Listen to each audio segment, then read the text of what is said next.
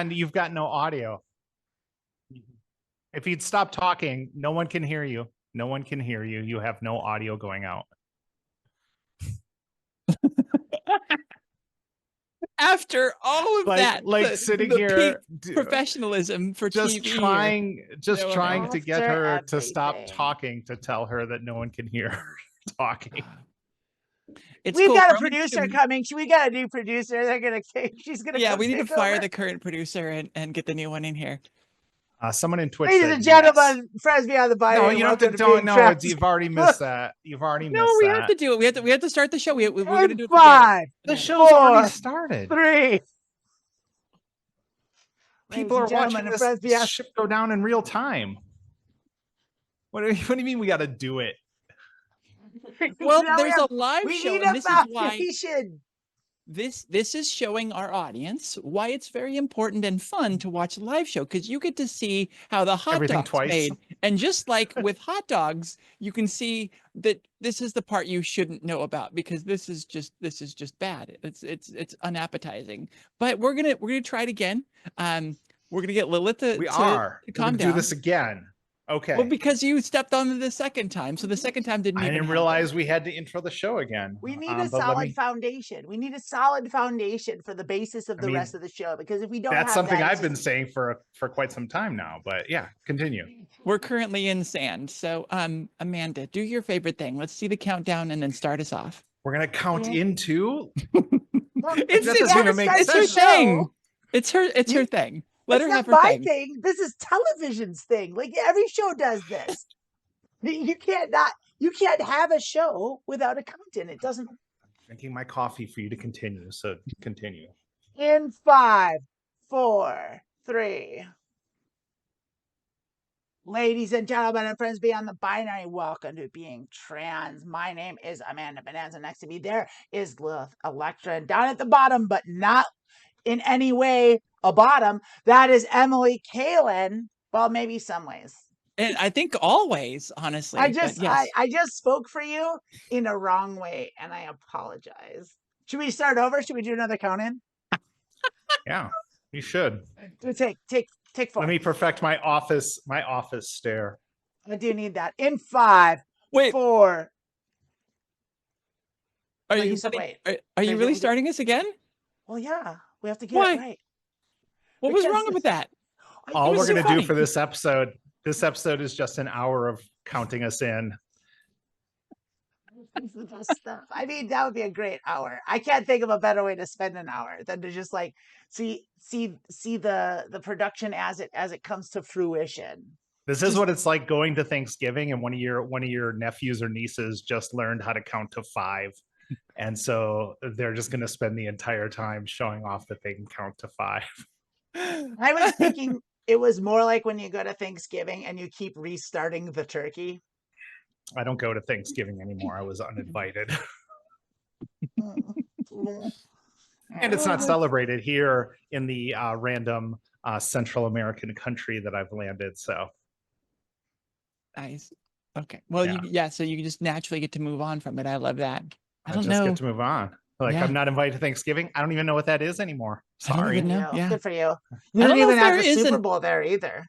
I don't know if there is an equivalent in Australia, because doesn't Canada have a Thanksgiving, I believe, of some kind? Yeah, it's called Canadian Thanksgiving. There you go. Well, I mean, they also genocided the natives. So it's like they got to celebrate that somehow. I mean, Australia did that too. That's kind of like if you're one of Britain's kids kind of like and you didn't genocide the natives, I don't know what you were doing. Yeah. It sort of also happened in Central America. We just don't celebrate it here. It's a great show. We're all real happy. We don't really want to talk about these bad things. We want to talk about good things. I don't have any good things to talk about. Well, I've got good things. So I'm getting ready to move to Australia. Hence the Thanksgiving question, and starting to pack. Just barely, just starting to separate things, because I have to do 3 things. I have to figure out what I want to take. I have to sell a lot of things, and I have to get rid of stuff. And then everything that doesn't go gets packed up in the garage. So I've got to go through that. I've got this big room here. Well, in doing that, I was in the garage and you know, kind of looking at what's in there and what I have to do with that stuff to make room. And there's a box that has just says intimates on the side. And it's some stuff that I used to wear and I kind of don't anymore. So I pulled it down and went through it. Well, the thing is as a trans girl, I've gone through, you know, several stages with my bras. I started with like add 2 cup sizes bras. So it's just like, you know, 3 inches of foam padding that you strap to your chest. And that worked for a while, but they weren't super comfortable because the thing is the bra is still supposed to have something in it. So it's what sets like this. And if you don't have anything in there, then it sits against your body like that and just causes causes discomfort. The wires end up then kind of poking straight into your skin, whatever. So then eventually I switched to wearing breast forms, which was super fun. You know, they feel realistic. You know, they once you sweat a little bit, they kind of stick to your skin and you feel the weight on your skin. Oh And then yeah, yeah. sweaty breast forms. Well, not sweaty, but just when you sweat a little bit and they get tacky. That's Welcome to the ideal being moment there. trans after dark. Yeah. We're just a little sweaty today. So at that point I was using the sort of just lightly lined, you know, they've got shape to them, but there's not really a lot of padding. And at some point I got sick of wearing those because the breast forms, like, it's kind of a pain in the ass. They would fall out sometimes if I was doing any running or whatever, which I, you know, Sporty Spice, I do a lot. And you know, it felt fake. I was sick of it. So, but then my breasts hadn't grown yet, so I couldn't wear any of those bras. So then I, you know, I went through a couple other stages. Well, anyways, I put a lot of that stuff away, and I, having just spent $90 on lingerie the other day, I later in that day pulled down this box and started to go through it, and there's like 2 or 3 dozen bras in there, because not only did I go through some stages and had some different things, I don't know if y'all experienced this when you came out, or if the other trans folks in the chat have experienced this, but you come out and you're finally free to dress and to be yourself, and you get really obsessive with things. So I bought apparently an absolute crap ton of bras and panties, because I'm just going through this box and I'm like, holy Jesus, how many bras do I have? And these are bras that are put away. Like, I have a full drawer worth of bras. And so these are the non-wearing ones. And so that was wild at first. I'm just like, damn, I have way too many. But then I started like trying them on, and a lot of them from the old days like fit me now. Like, Hey. I'm kind of That's filling them out. convenient. Yes, it's super convenient. I mean, that's why you put things away, is so that like later you can come back and wear them. And so I just have this treasure trove of all these wonderful bras from my past, and it's pretty great. It's pretty awesome. Yeah. So yeah, I'm packing up and also at the same time unpacking and going like, I have new clothes. This is great. As someone who also just packed up her life for a similar reason, someone at a Goodwill in Detroit, if you're a woman size 14 shoes, there are a ton of shoes there just waiting for you to pick up. Flats, heels, it's all there. But yeah, and that I also tell people, I think one thing, like if they're just starting to transition, it's like, you know, find your own style. I think like I rushed out, and like anytime I found something that fit, I was like, I'm getting that. And then I never wore it. And it was just like, then I found my style and I was like, oh, my style is, you know, the same slack ass shit I wore before transition, except in dress form occasionally. Uh-huh. So did either of you experience that, where you came out and you were just so excited for it that like I would, the bras and panties, obviously, because that was sort of an obsession for me. But I got jealous of the girls at work that could wear pencil skirts, because we had Oh yeah. you know, a business attire kind of thing. And so when it came time, I think I have like 30 pencil skirts. Did either of you just go and like get obsessed about something and then try and find the right one, and along trying to find that just end up with a crap ton of them? Sort of. So here's the thing: is in order to do that, you need to have money. And I didn't have any money, which I think is a lot more common for trans girls. Like, coming Yeah, true. out is like, you don't have a lot of money, and so one of the things, but I definitely went through that because you come out and like it's that first 3 months, that first 6 months, that first year, and like you're so excited, but like also you don't know how anything works, and you're like kind of learning, you don't know what your style is, and so you're experimenting. And like I did a different thing because when I came out, I didn't want to just like go full Sasquatch and like dive head first into like women's clothing and fashion, because like to me I still didn't I didn't I, n- the medicine hadn't started physically working yet, and Yeah. so I Feel didn't that. want to necessarily do that. So I went through like a kind of a tiered phase where Okay. I instead of adding femininity, what I did was I was like, I'm going to reduce masculinity until I can get to the point of androgyny where people legitimately can look at me and not be able to tell. And Mhm. at that point, I'll feel comfortable like walking through the looking glass and going the other direction. And so that's how I started. And so the easiest way for me to do that, which was to me the most sensible way, was just going goth. So like I did a bunch of goth shit, and like I bought a lot, and plus I lived in Seattle, so like black clothing is just what you wear in Seattle. And so it was just easy to buy like black gothy stuff and like cool like gloves and like obviously chokers, you know, Of course, yeah.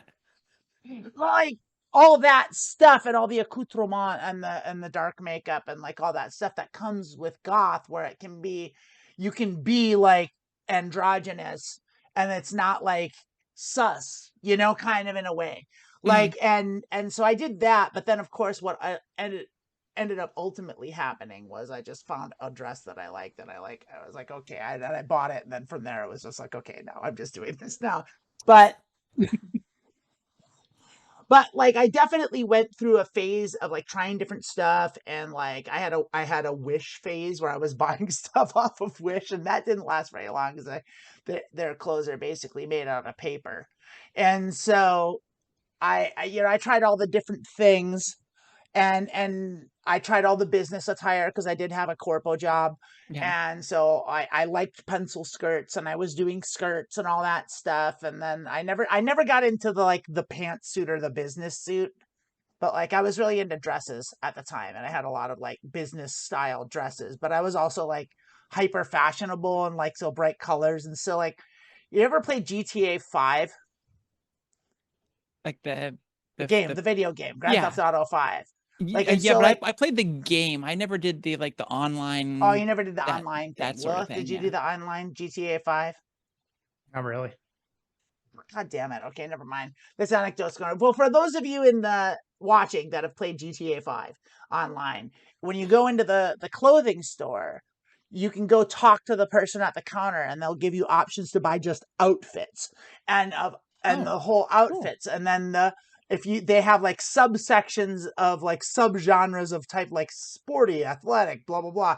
And one is like artsy, and that was like where I went. I went to the artsy section, and like I did the realtor and the the graphic designer and all that stuff. And so like that was the kind of business attire that I wore. Mm. And then eventually I just kind of settled on where I am now, which is this like kind of, well, actually now I wouldn't even say settled. It's just what I've gotten to, which is now I'm just like what I'm just all in for being a MILF. I think I've just got like MILF vibes out the ears, and I'm into it. See, you mentioned the money, and yes, I was a bit spoiled. I do see that now that I haven't had a job for 5 years. That like I was doing pretty well back then. But I also when I started, I was hitting the thrift shops a lot, and something about that like searching the hunt and peck kind of way of finding clothes at the time was really fun too.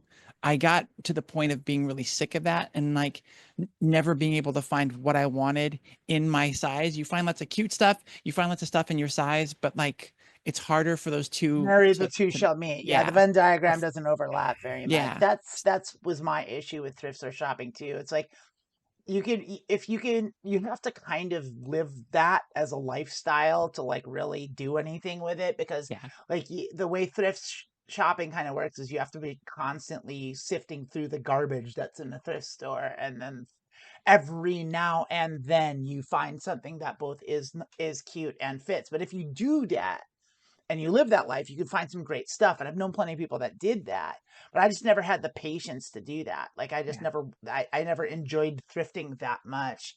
And yeah, and also just being big, like your options are so limited when you're bigger, when you're Yeah, tall. very true. And the same thing with like shoes. It's like shoes are so hard to find. I can't find any shoes ever. I have to buy all my shoes online. Now, Yeah, Lilith, Charlotte's you got said that something problem. about shoes. You had like you left a treasure trove in Detroit. I mean, actually, I had some stuff to say about, I worked at a thrift stop for a thrift store for a while. And one of the nice things about a thrift store is because so many places, women's clothes aren't sized like men's clothes.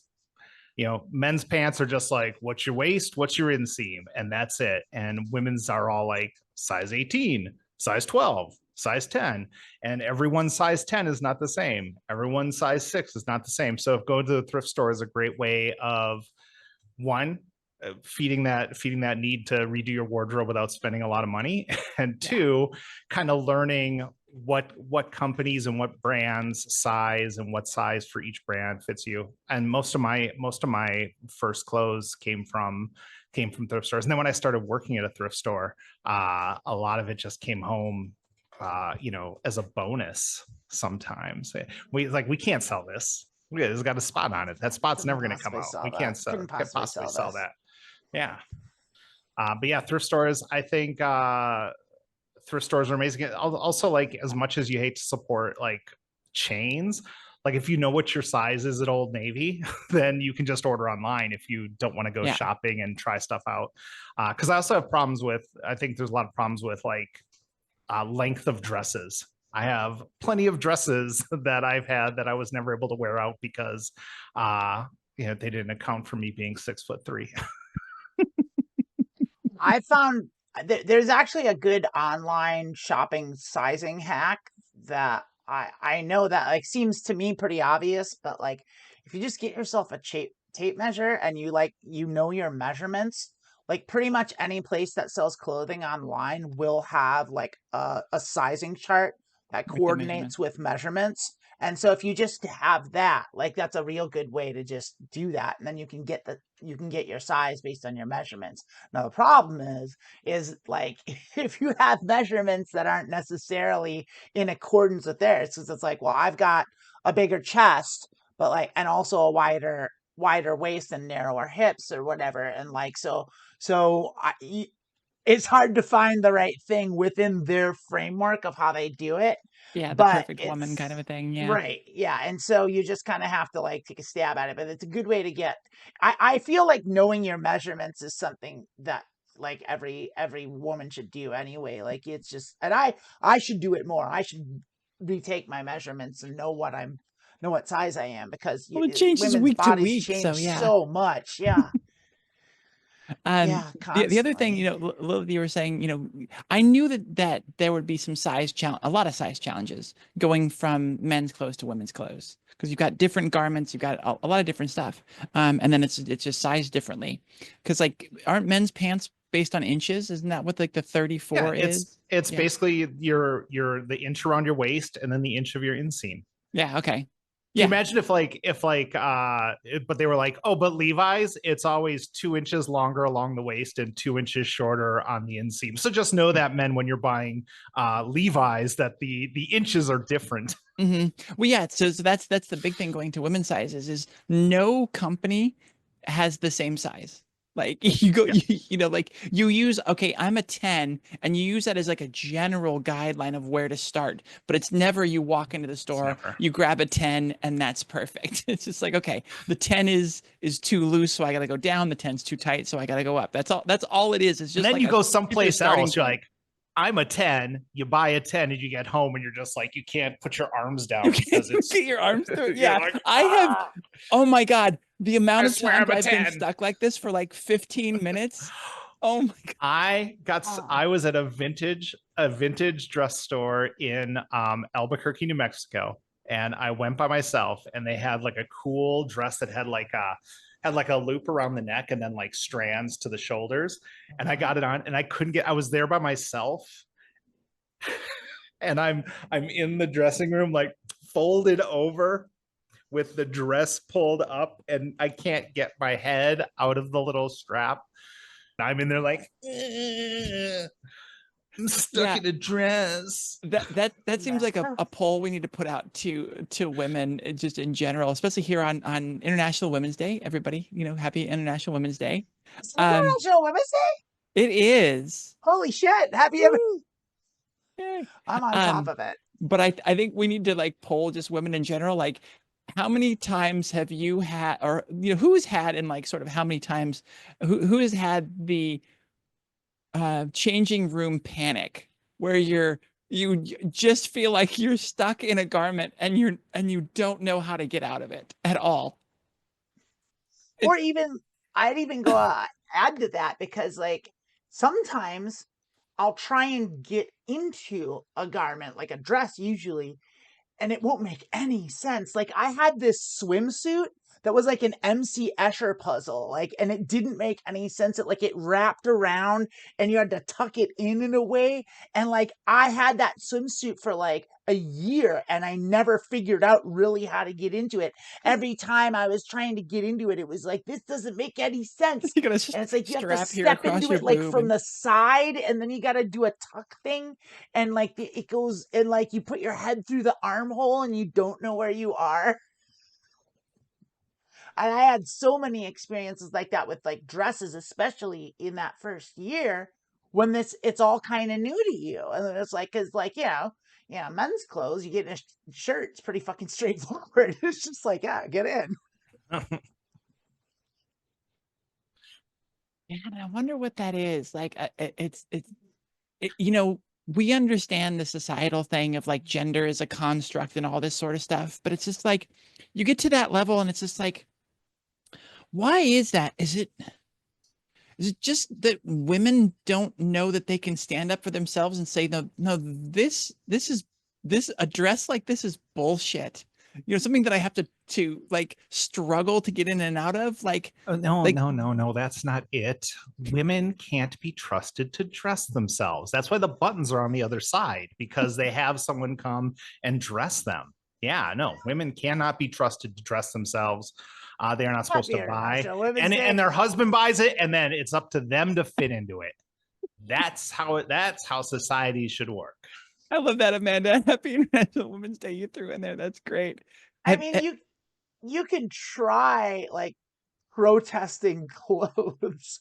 And to be perfectly honest, I did that in an Old Navy once. I had spent the day looking for pants, and I had gone to I was determined to get a single pair of jeans. And like I went to like every store, and like I was just at the end of my wits, and someone was like, you should try Old Navy. I was like, okay, fine, I'll try Old Navy. And I went into Old Navy and everything was like giant and baggy and stupid and nothing fit. And I was so frustrated from an entire day of like finding jeans that didn't fit. And I was like in the dressing room trying these things on. I was like, God damn it, motherfucker. Why doesn't anything fit? This is so stupid. I can't believe this. These sizes don't make any sense. And like they actually did have to come in and kick me out of the Old Navy. Excuse me. Excuse me. Yeah, Old Navy. Excuse me. You do realize that there's no tops to these changing rooms. Could you please keep it down just a little? There are children here. Old Navy, get the Rockstar cut. It's got a lot of give to the fabric, and it's tight. Oh yeah, makes those legs look great. Okay. Good to know. Good to know. And I'm just and saying you're not- the clothes protesting just kind of gets you kicked out. It's They an Old kicked Navy. me out because I'm trans. It's like, you sure they didn't kick you out because you were swearing up a storm in the dressing room? Maybe that was it too. might have You know what? Now Might in influence it. retrospect, yeah, it might have influenced their decision. Oh, I knew what it was for. I didn't Okay. think there was any bigotry at play. There's no discrimination at play. I deserved to get kicked out of that Old Navy. They were right to do it. Like I'm just saying that's the end result of I just love of that, especially protesting clothing sizes. in context of all what we were just talking about, getting stuck in clothing, like having that fear of like, I can't get out of this without ripping this thing and thus having to buy it. Or even worse, the ones where you're in it and there's just no give and it's pretty strong and you don't even think you'd be able to rip out of it. Just like, I'm going to wear this home. Everything's normal here. Yeah. Yeah. I'll wear this Bye. for the rest Thanks. of I'll my see you life. later. Goodbye. If you could just reach into my purse and get my gonna credit wear card, this right I will to the happy to scissors pay Let me for get this. my store. let me get my card out of here. I was going to Thank get in you. my car No, and no, it's drive cool. home with my boobs. I don't need a bag. I'll just wear it out. Thank you. Thank you. But in the context of that, that just, thinking of getting to that point of just being so frustrated and pissed off by the whole thing that you just go into a swearing tirade in the dressing room. But fuck all this, fuck this Barachi. It's like, oh my God, I love it. It hits so hard right here in my heart of like, yes, I may not have done that, but oh my God, have I felt it.